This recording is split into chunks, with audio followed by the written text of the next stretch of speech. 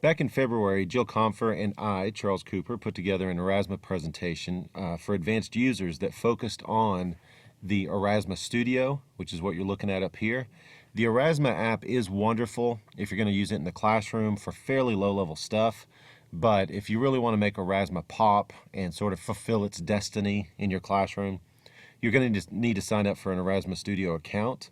But the purpose of this particular tutorial is to show how to app smash Aurasma and the Sphere app that can be downloaded onto your iPhone or iPad, and I think most Droid and Galaxy devices. Now, one of the things that we were asked about in our presentation is how to make these panoramics, these really awesome Sphere panoramics, pop out. So I'm going to go to an aura that I just created called Catbread, and you can see why it's called Catbread.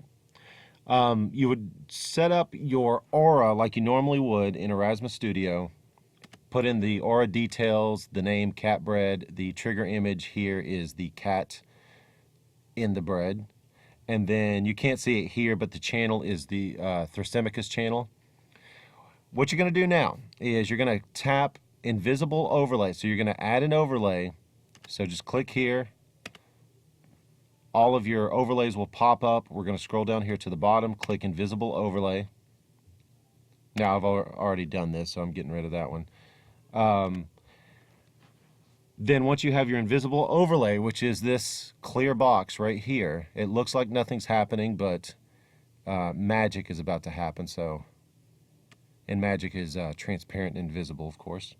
We'll go down here to click add an action.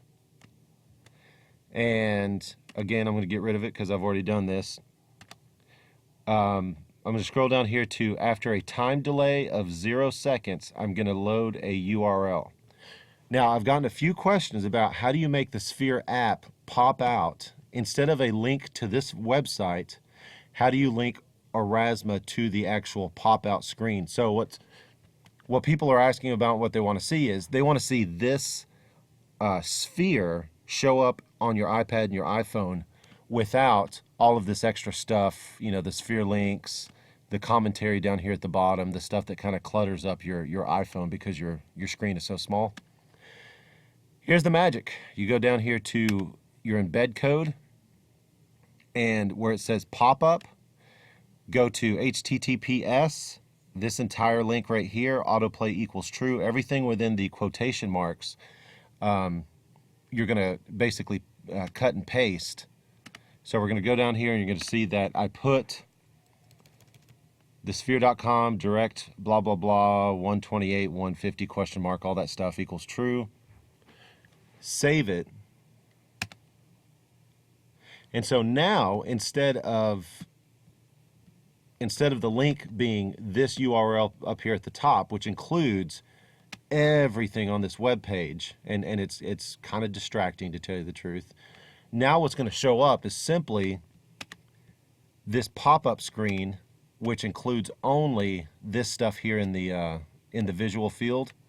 And so that's what makes Sphere so much more engaging for students.